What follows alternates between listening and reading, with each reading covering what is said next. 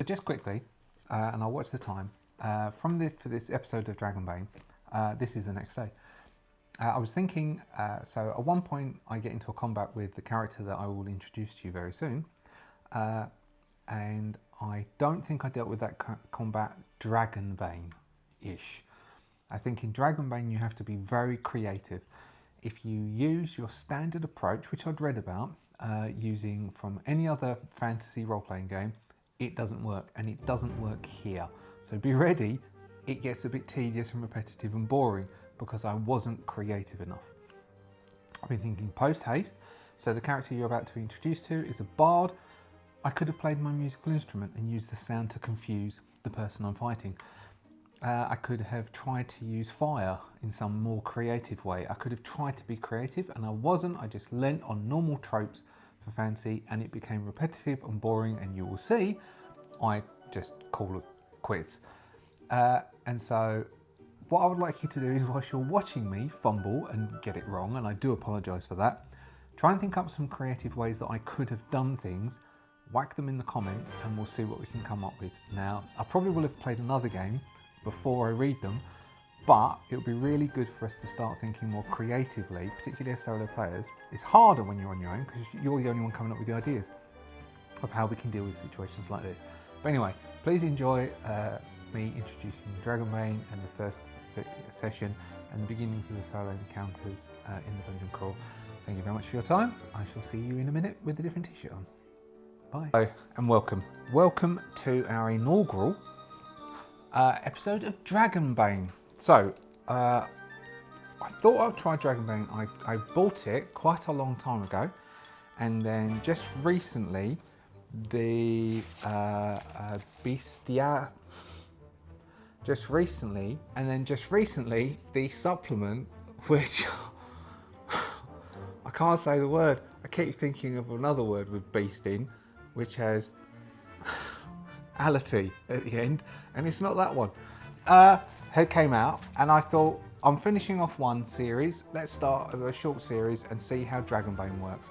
Quite like the rules. Apparently, it's quite deadly. There is a solo supplement which comes within the main rulebook, the main box set, and it is a more dungeon delve orientated solo game, which would be quite interesting because we haven't done a more dungeon delvey type thing. Although a lot of the so Morkborg and Mouse Ritter or Frog Errant has, particularly their adventure site mechanics, a bit dungeon delvey. This is quite interesting in how it does its setup. So I thought we could go through Dragonbane. If you've been with me before and you've seen some of my stuff before, thank you very much for revisiting this one, as it's a bit of a new one. I'm not too sure how people like it, you'll have to tell me. And if you're new, welcome, hello. If you have subscribed because you've been here before and this is coming from subscription, thank you very much appreciate your subscription. And if you haven't subscribed yet, please consider it. It does help us out quite dramatically, and it will then let you see the new things starting to come through. If you do like what you see, please hit the thumb. And if you have any comments about Dragonbane, or you want to give me some feedback, if you have played any of the versions of Dragonbane, as it's around since the early 1980s, it was a competitor to, there's a whole history around it, a competitor to Dungeons and Dragons during the early 1980s, basically due to the language differences. It's a Swedish game, and so because it was originally, I can't say its original title. There's many other people who've talked about Dragonbane on the internet, little people doing, particularly solo and little things. There's a few people who've got quite a good history, but it's got an interesting history behind it, which if you want to look into, it's quite cool. But as Free League has been doing, there are solo rules within the box, and so I thought we would go through the solo rules. So I've generated a character already, but I'll briefly go through how you generate a character, because some people like to follow along. So I've already generated Mallard because, you know, it is Dragonbane and playing a duck is one of the options, so who wouldn't? A Mallard Bard, as the Bard seemed the most interesting and around solo, and may be able to work out, because some of the things I've been reading is if you just go into combat, chances are you will die. particularly against a monster, because monsters work in a quite interesting way, which we may get round to at some point. And so I thought, you know, maybe having some performance persuasion sort of skills would start off being okay. So when I generated my character, it's quite a painless process, and it's very easily stepped through. The layout of the book is really good, unlike possibly, not to besmirch you, Free League, because I do love the things you do, but your Walking Dead book is atrocious. So first off, what you do is you choose your kin or your race. At the moment, within the core box, if all you get is the core set, the supplement was sent to me as a, I don't know whether, I don't know if I'm allowed to review it. I can't remember if the embargo, by the time this goes out, the embargo is probably lifted. But I printed this out and it was sent as a free PDF. So this was provided by Free League. The box I bought with my own cash. And so within the box, you only have, there's a restricted number of kin or races. You have human, halfling, dwarf, elf, mallard, which is the duck, wolfkin, which is a wolf type, and that's it for your kin. Within the book, the monster manual, we have some additional kin that are open to you. Goblin, hobgoblin, ogre, orc can all be played by players, and then you have some more rare kin, so they're called nightkin. Cat people, which Mandy's interested in, centaur. So there are a few kin. Anyway, I chose mallard. So after you've chosen your kin, so a mallard, for instance, has an ability that they come with, and abilities use willpower or willpower points to actually consume, which we'll deal with when we start playing the game. The mallard has two abilities: ill-tempered, which is that the mallard can, for spending 3 will points, can activate the ability for no action, and then when making a skill roll, any skill roll can get a boon on it. But it can only be done against non-intelligence based skills, and in the process you become angry. Now, there are 6 states within the game, conditions: exhausted, sickly, dazed, angry, scared, and disheartened. It's a bit confusing, or it confused me for a while, of what they meant and what they did. Basically, if you get one of those states, they each link to one of your main attributes, and if you have the state, you get a Bane, which means that you roll with disadvantage. Whenever you receive a condition, which would then give you one of those states, exhausted, sickly, dazed, angry, scared, or disheartened, if you already have the condition, you have to choose, as a player, you choose another condition to take instead. So you then have 2 conditions, and there's ways of getting rid of conditions which will work out. So ill-tempered will make the duck, the mallard, angry, but they then get a boon advantage on all other rolls that they've got for that skill roll. They also have an innate ability of webbed feet, which means they have a boon to swimming. After you've done that with your kin, you then decide what profession. Now the professions, I was a bit confused by the professions. They're completely different to how you would expect for a lot of fancy-based games. We have an artisan, who is basically, so we've got a smith or a woodchopper, which is, there's a Xbox game called For the King, and some of the classes that you can play for the King, I finished For the King in Master, I have all the achievements, was a blacksmith or a woodchopper. So both of those would be an artisan. Then you have bard, which is what we chose for our mallard, fighter, hunter, knight, mage, mariner, seafaring, merchant, scholar, thief. Some of those are a bit more complicated than others. The bard, main attribute is charisma, as you'd expect. They have skills in acrobatics, bluffing, evade, knives, language, myths and legends, performance, and persuasion. Also, based on what I was reading, you want to evade a lot of attacks. So monsters can evade, creatures can evade, NPCs can evade, and you as a player, you want to do evading. You don't want to get hit, so you don't necessarily want to go toe to toe with anyone and get hit. And so then we had that. Then we rolled for our mallard, who we decided to call Quackbane, Quwackbane, Quackbane, Quackbane, the mallard bard. So then you've got your bard, you have your kin, and this is where you then So we've chosen our race, we've got our innate abilities, we've chosen our profession. You can have your age. Now your age then will tell you what skills that you can have. Like say you can have, so you have 6 skills from your profession, and then you have a different number of additional skills you can take based on your age. We chose an adult, which would give us a 6 plus 4 other skills, so 10 skills in total. Now after you've done your name, that's when you roll your attributes. So rolling attributes is 4d6, remove the lowest, and you can swap 2. So we ended up with 7 for strength, 14 for constitution, 15 for agility, 12 for intelligence, 14 for will, and 14 for charisma. You chose agility to be the highest to allow Bane to evade, which is a dodge roll. Now, this is also quite interesting within Dragonbane. Your base chance in all your skills is based on your attribute.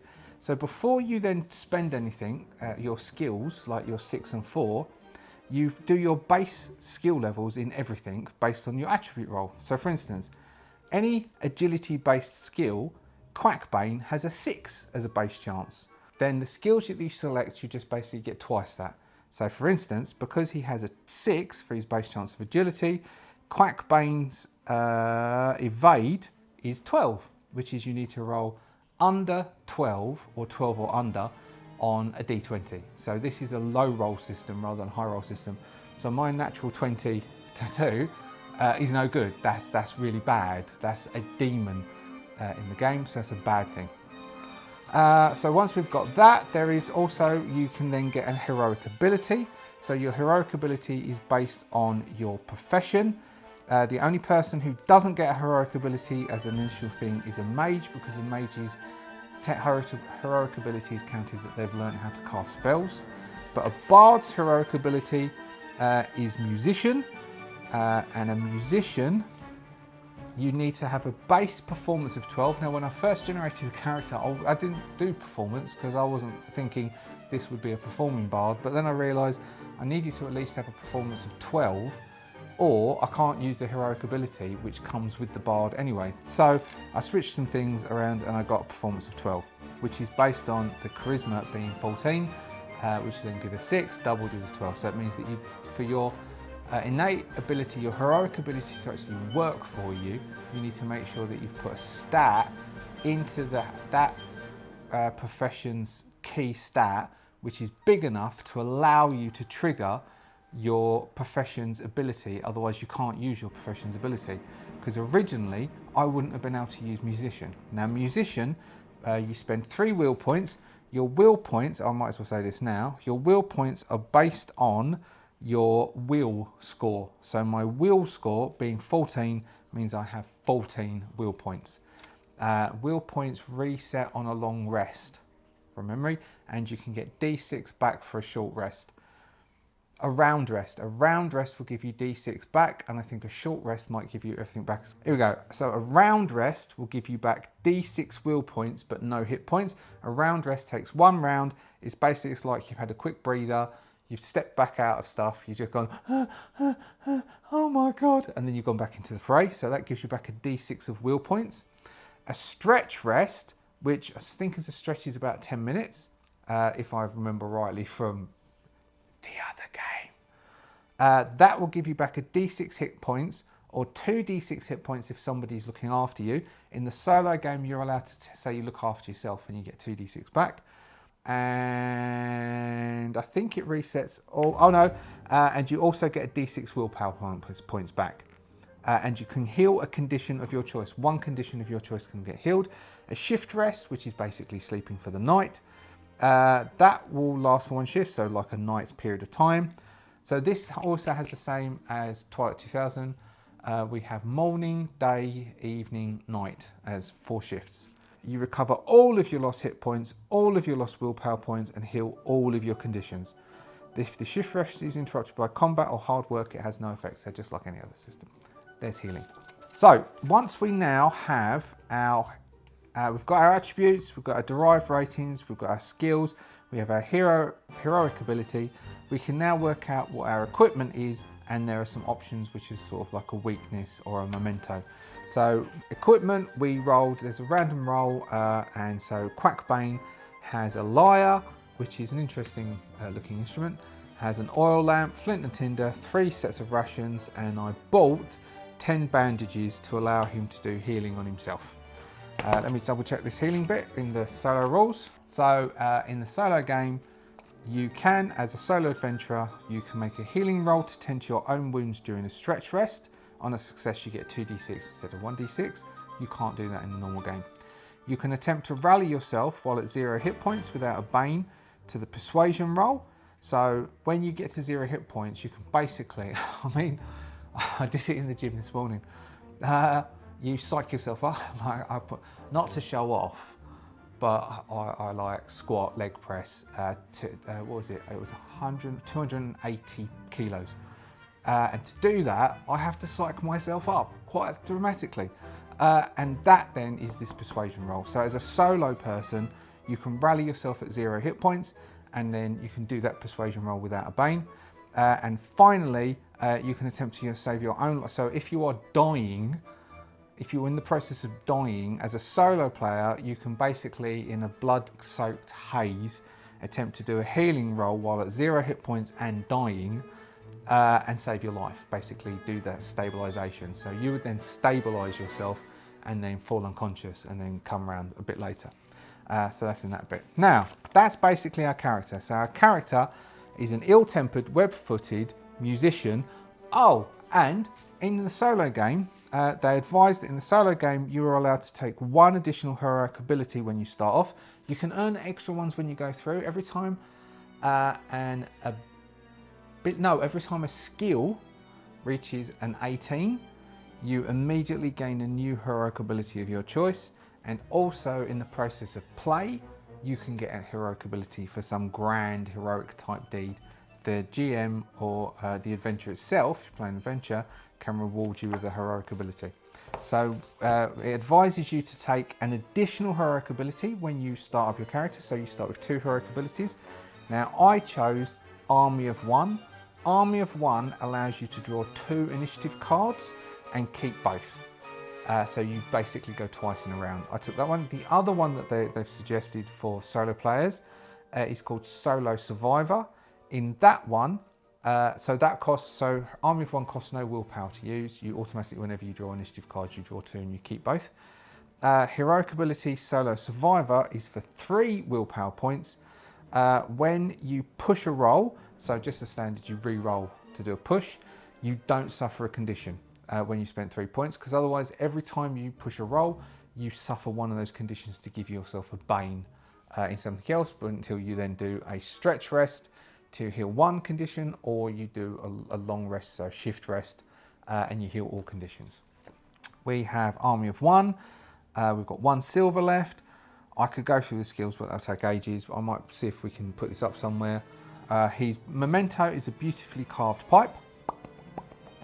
I thought a duck smoking a pipe was quite humorous. We have no armour at the moment because we couldn't afford it, but we do have a knife which does very little damage, and we could throw it if we want to. It has special things of being piercing and subtle.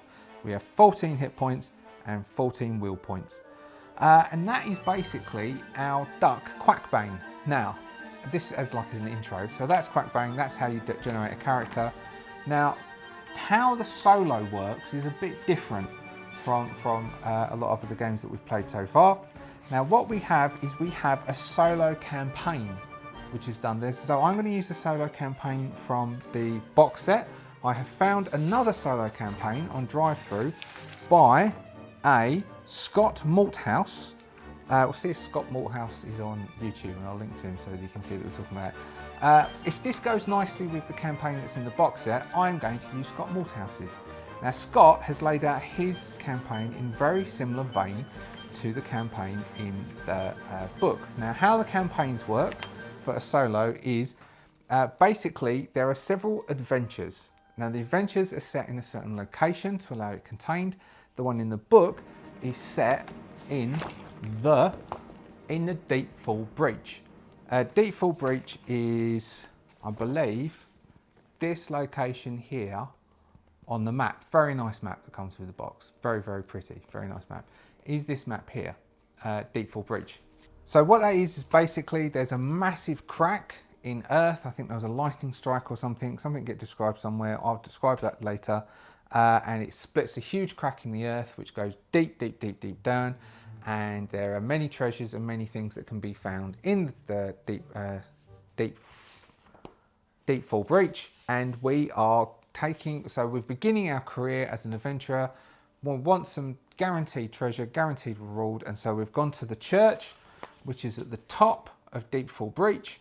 And we interact with the person who is there, whose name... Oh, Stonegaze. His name is Stonegaze. I think he's a dwarf. I think he's got one eye. He's a bit... here we go. Ingolf Stonegaze. He can see partially. He can partially see into the future, and he can give you some warnings about what's going to happen. And that is basically how the solo campaign sort of works. What you get is you get an adventure, so a quest. So this is a quest to reforge an item. We reforge a weapon, which is then going to be used in a battle. Now, the reforged weapon has several different things. So there are 5 missions to go through, which we'll go through starting probably next session, because I don't know whether we'll go through them all. Now, the layout of the campaign for the session for these is really quite imaginative.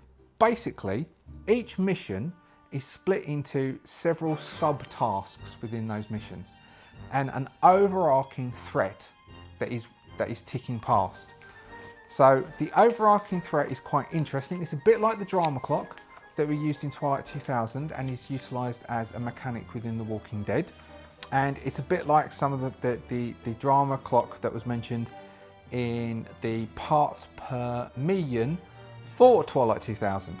So what it is it represents a looming danger, which can be either an environmental hazard, a pursuing enemy, or a time limit, like something is going to happen at a certain time. And each mission has a small summary of the threat for that mission, which ticks along. And if that threat gets resolved or ticks off, then you should introduce another threat. And there's a bit of a table here which gives you some vagity ideas, and vagity is a bit that carries through for these, which is quite cool, of what that threat is.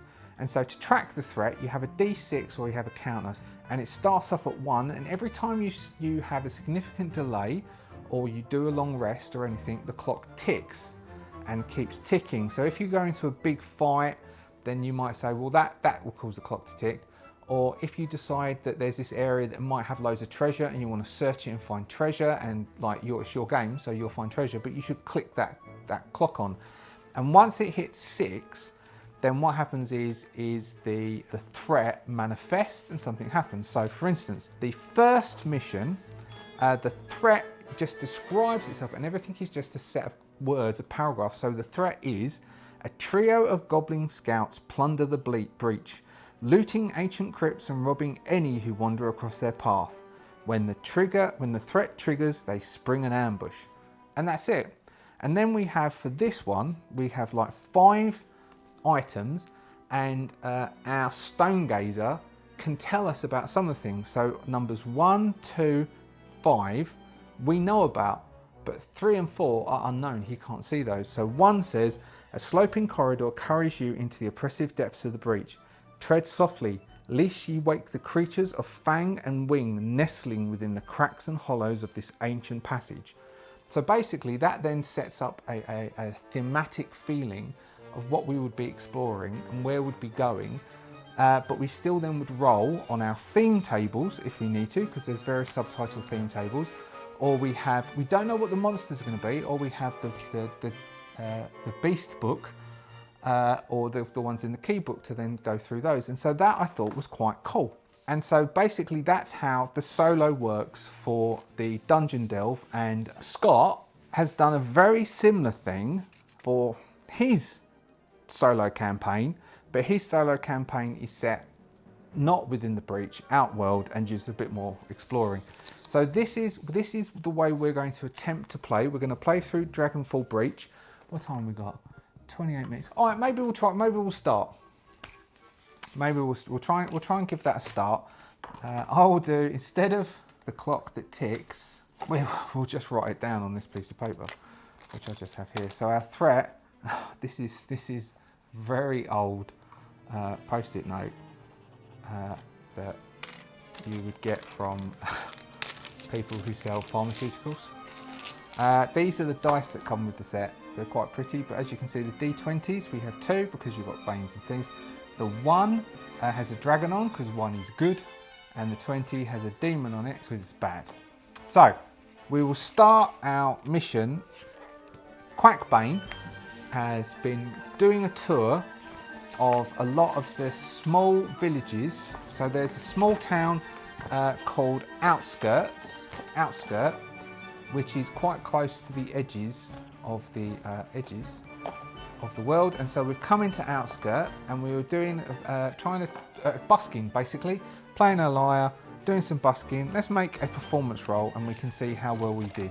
We'll make a plain performance roll, or maybe we'll do a Bane because we were tired, it's been a bit wet and rainy and drizzly. People keep making jokes saying, oh, must be just like weather off a duck's back, which really annoys us. And so we get a Bane for this, and which means that we need to roll, because that's charisma based, we need to roll under 12. So a Bane would be taking a Bane is taking away the lowest, we get the highest. That's right, because it's rolling under. So 16 means that we make no money from doing our performances. So we decide we're doing really poor.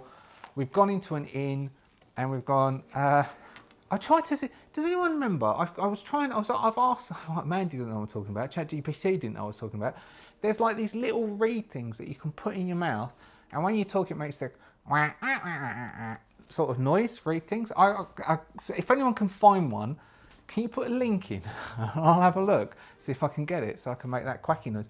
I'm sure there's like a little reed thing you can put in your mouth. Anyway, I digress.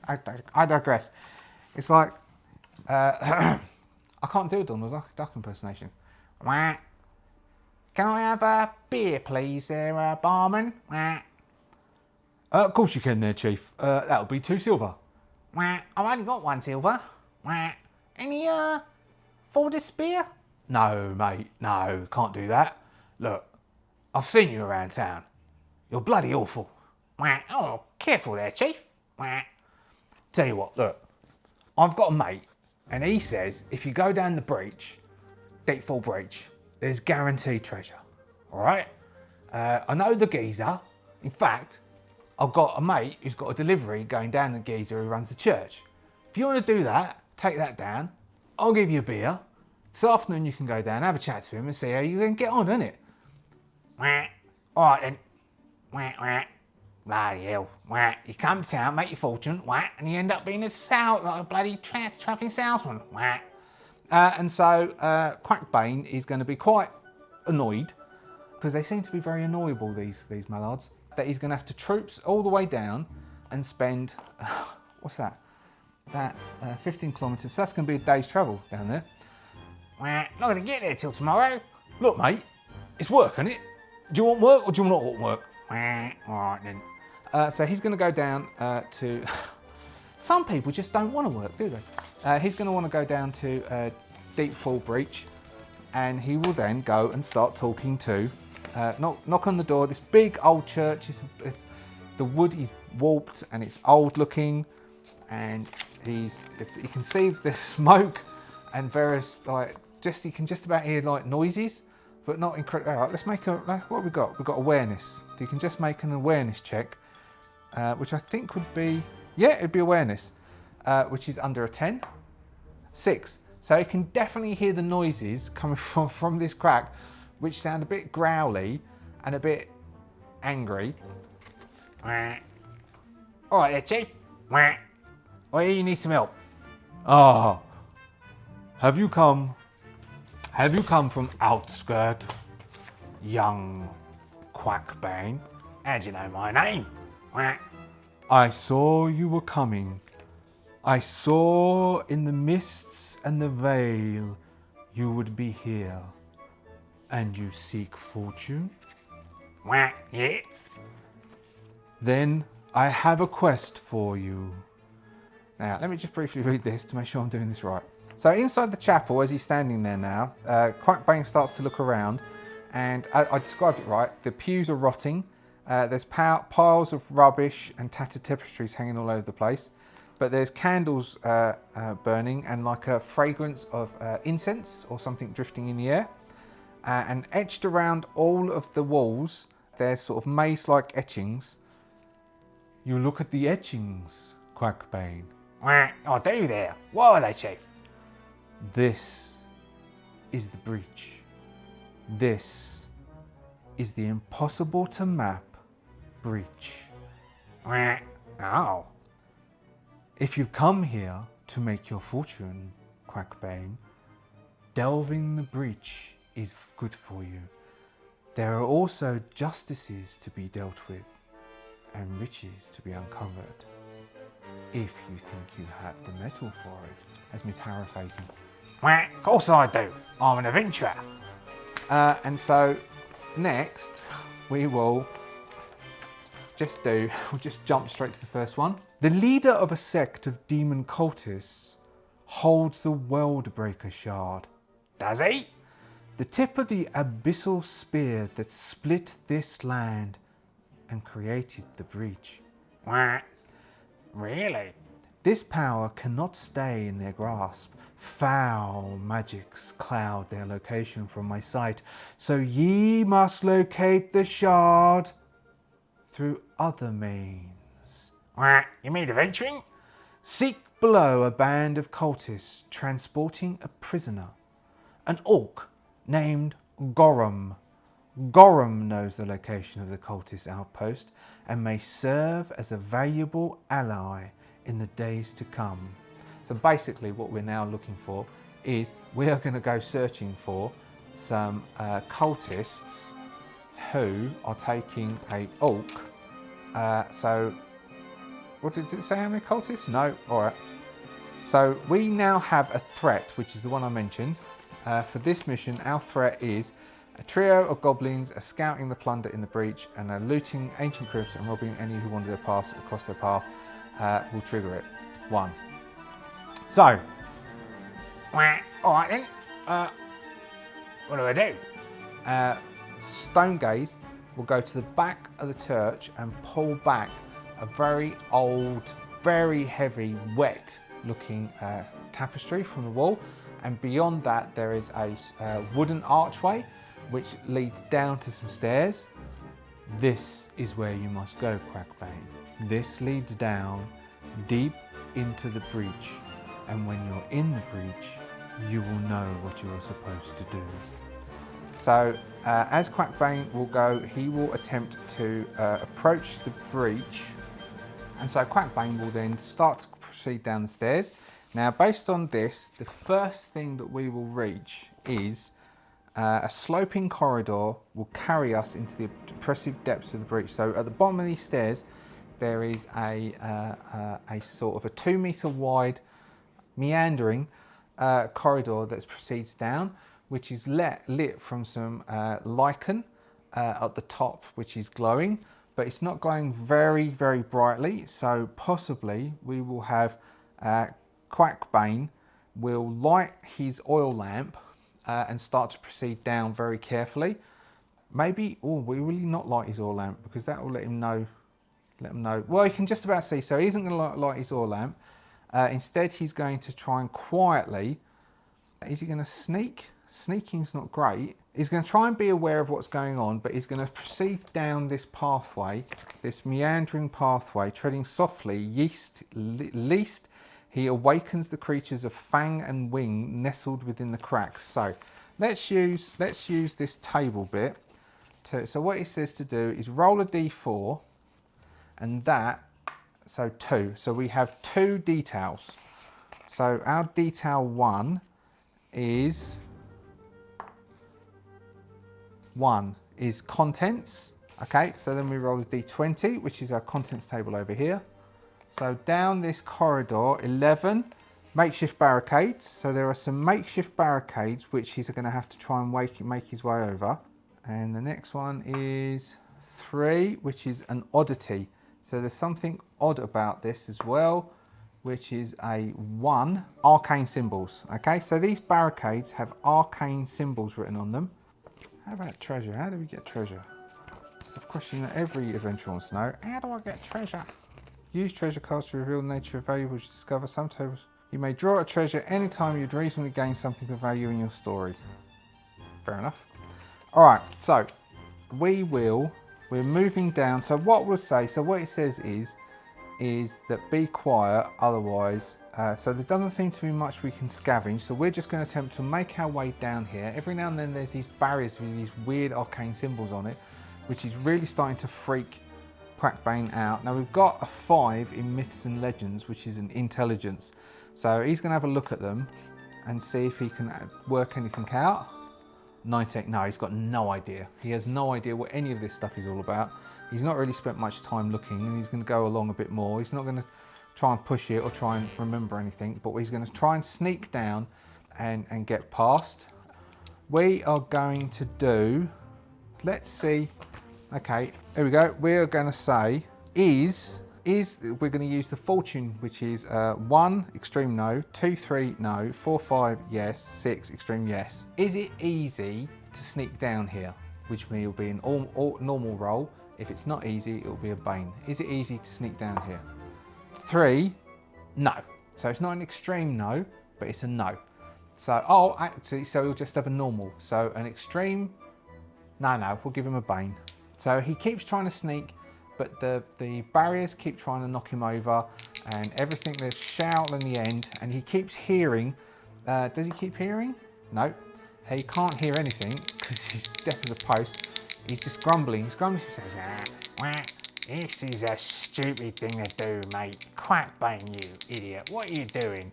So he's going to try and sneak past. He has so is he trying to sneak? Yeah, all right. He's going to try and sneaking is a 6 with a Bane. So that would be all right otherwise.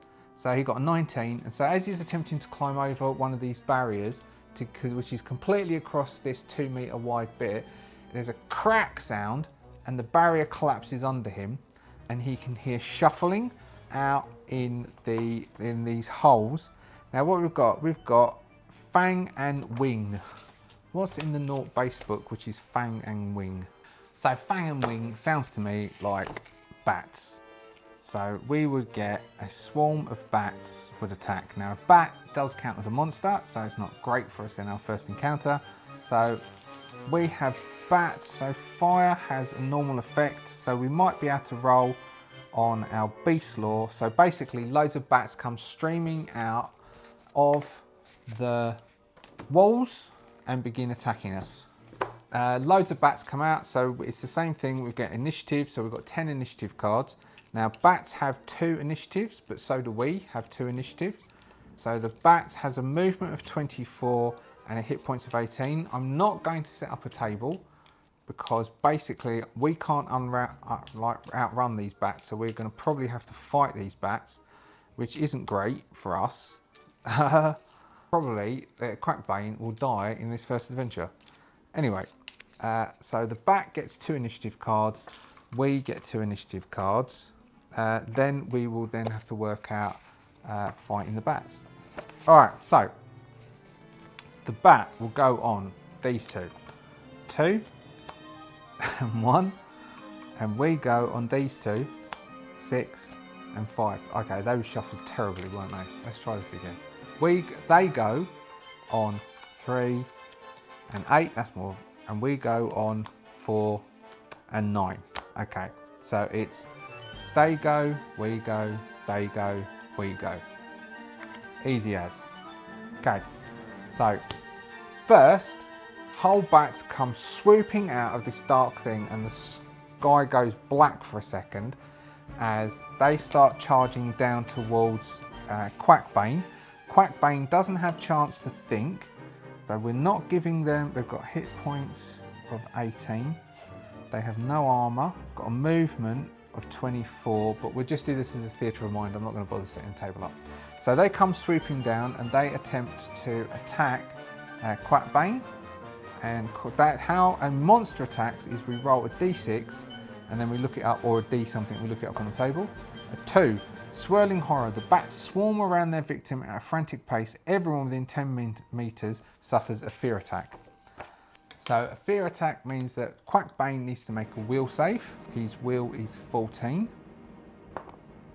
5, he saves. If he failed, he would make a roll on the fear table. So the bats swoop around and Quackbane ducks.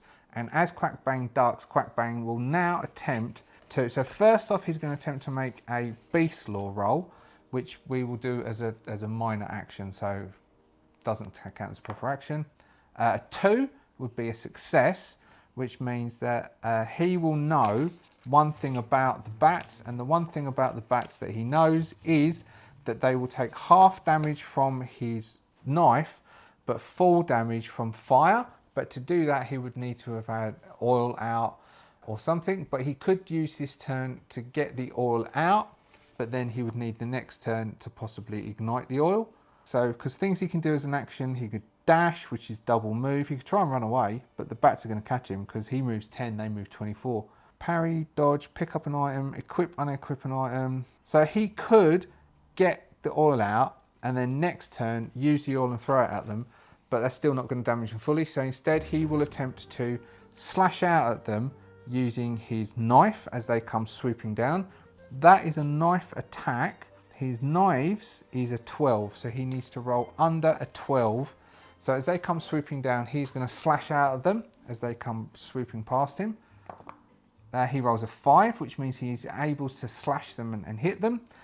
His weapon is a D8, and he has a D4 because it's an agility-based weapon, and he has a high agility. So he slashes at them, doing, I'm going to move this over here, doing 9 points of damage, but they take half damage from physical things. So instead of doing 9 points of damage, we will round up. We do round up, which will be a 10, so doing 5, taking them to 13 hit points. That is Quackbane as they come swooping down. He knows fire will hit them, but he isn't able to get fire to actually hit them. So now he's thinking, I'm going to need some wood, because if I get attacked by bats again, I'm going to need fire to fight them off. Now the bats are then going to rally around, whirling around, and then come diving back in again. So we roll another d6 to find out what they do as their monster attack. A 6. Mass attack. The bats split up to attack all characters within range. Each victim suffers D8 slashing damage, and the bat swarm heals the same amount of hit points by drinking the victim's blood. Now, what Quackbane is going to attempt to do with his last turn is he's going to attempt to evade this attack. So he's going to attempt to dive underneath one of the wooden barricades so all the bats knock against that instead of attacking him. Now, evading is evade, which is a 12, an 8. So he successfully evades, so he consumes his next go by diving behind one of those barricades, putting the barricade between him and the bats, who swoop, knocking the barricade. Few of them knock themselves unconscious and fall to the ground, but Quackbane is able to secure himself for this round. So next is a new round. Now how we do for a new round within Dragonbane is we draw new initiative cards. So the bats will go on 6 and 1, and Quackbane will go on 3 and 5. So we have Quackbane goes twice, and the bats go twice. So the bat is going to attempt to do an attack first on number 1. 2, which is the whirling round and the fear attack. So they attempt to whirl around and scare Quackbane, who's hiding behind the thing. He needs to make a will check. 7, he successfully rallies himself as he hides down, as the bats are swooping in, brushing against his hair, getting into his mallard eyes.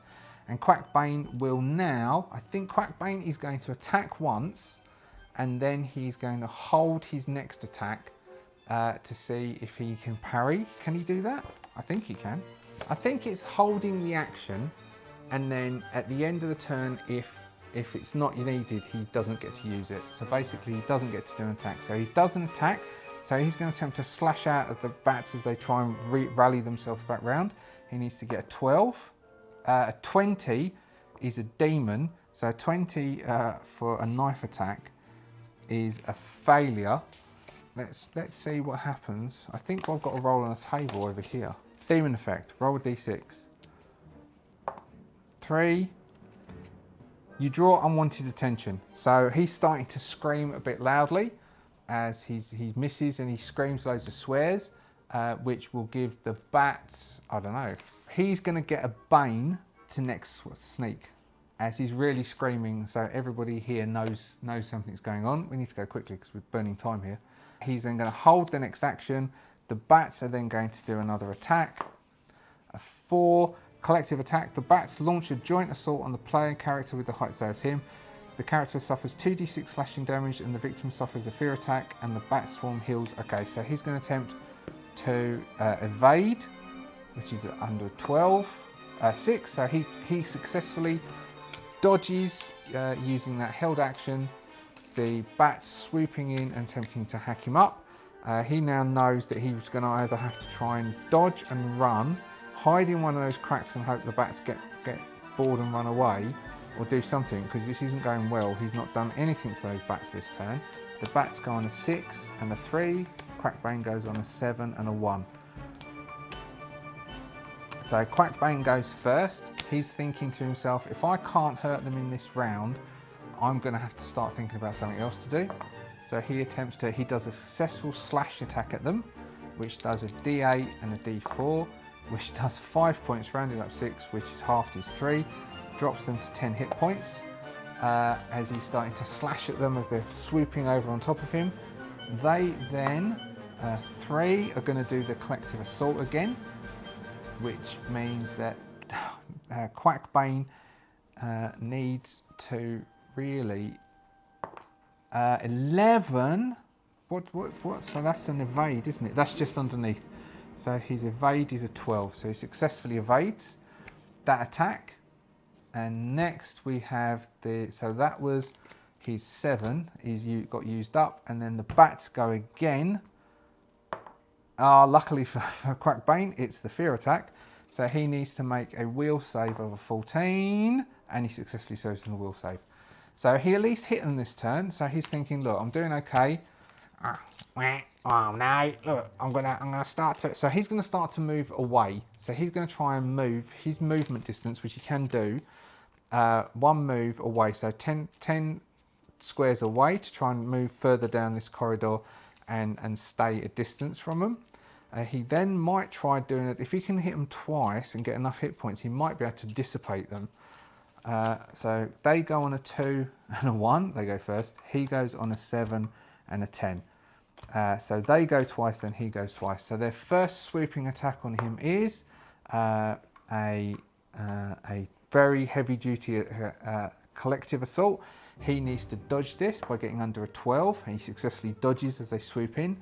They then have rallied themselves and come around him and do a massive attack, which means that he needs to dodge it. Otherwise, he gets a d8 damage and a fear attack. Oh no, that was the other one. So he takes a d8 damage if he can't dodge it. So he is going to use his second, or he could just take a d8. He hasn't got, how much hit points he's got? He's got 14 hit points. He can do a heal. After this fight, he can attempt to heal himself and then do heal 2d6. All right, so he's going to take. So each victim suffers d8 slashing damage and the bat healed. No, that means they're going to heal themselves from that. No, he can't. He's going to have to dodge it. He attempts to dodge and is successfully dodged. So he's diving and rolling and covering up his head and waving his arms to try and distract the bats. And all he did that turn was all he got to do was evade those 2 attacks, because he's just thinking, he can't afford. Now he's going to really have to try and get advantage here. That the army of 1 was actually very important there. This is overrun. Bats go on a 4 and a 6. Quackbane goes on a 10 and a 9. All right, so the bats go again first. So the bats have 2 goes first. So first off, the bats are going to attempt to swoop in, trying to do a collective assault on poor Quackbane. Quackbane is getting really tired by all this dodging and fails to dodge, which means that he takes 2d6 slashing damage. He takes 3 points of damage, putting him 1, 2, 3 points of damage. They heal 3 points, 13. and he takes a will. He now makes a will check. He passes the fear save. So he did. So they swooped in and did an attack. He dodged, which consumed one of his. They've got one left. So they will then attempt to do another one. So they will now do the same thing again. Does he dodge? He has to dodge.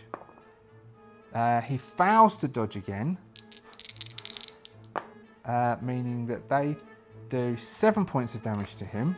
He's taken 10 hit points now. They now back on full, and he has to do a will save, which he passes with a 1. Now we've got initiative again. So he's now started. So Quackbane he's got 4 hit points left. He's not looking too good, and he's thinking if he gets the first 2, so they go on a 1 and a 4. He goes on a 3 and a 7. Okay, so he could try and run and hide, and we can give him a chance to run and hide because he's thinking he's got to hide from these bats. If he gets hit on this turn, it might be all too late for him. So they attempt to hit him. So if he takes the hit, he's dead. He dodges, which means then they get to go again. Please be a fear. Nope. He's going to have to dodge again. He successfully dodges. So he's dodging around like anyone's business, and this is now starting to get a bit repetitive, like it's going to drag on for ages.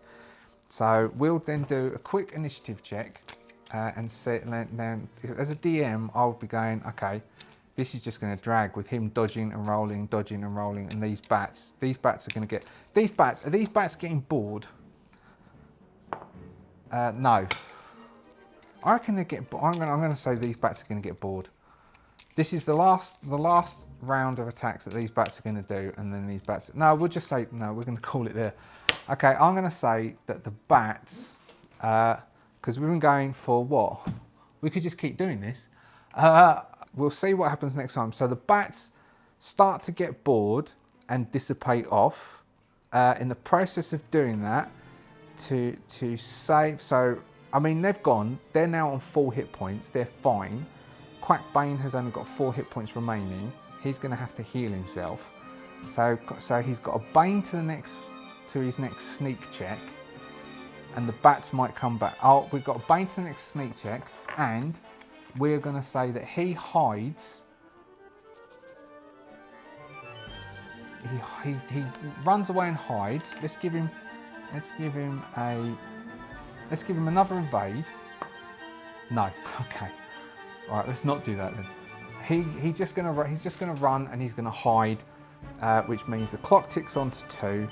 He has a Bane to his next sneak. He's badly injured, so he's gonna have to rest, which means that we might even have to click this up again because of him resting due to being attacked by a swarm of bats. So so I'm gonna write down needs to rest. All right, so yeah. So I know I just kind of like fudged it a bit, but otherwise we could have been doing that for ages. All right, I'm gonna have to think about that a bit more and see what we go up against. But still, Quackbane, I didn't do too bad. He's gonna now have to get himself. He's gonna probably carry something which can be used for fire, because if he had fire, he could have done them full damage. So he might rig something up as a fire weapon in case the bats come back. But anyway, he's going to need to rest. So he's hiding in these cracks. He stays in this crack for ages. Clock ticks onto 2 to try and stop the bats coming back. And Quackbane feels a bit of a coward, but at least he survived it. Thank you very much for sticking with me for so long. I will quickly end there. Thank you very much for watching Dragonbane. Let's see if the next episode is a bit more interesting, and we'll see what happens when we move on to our next section, trying to stop these cultists from accosting this orc named Gorham, help Stonegaze the quest that he's given us.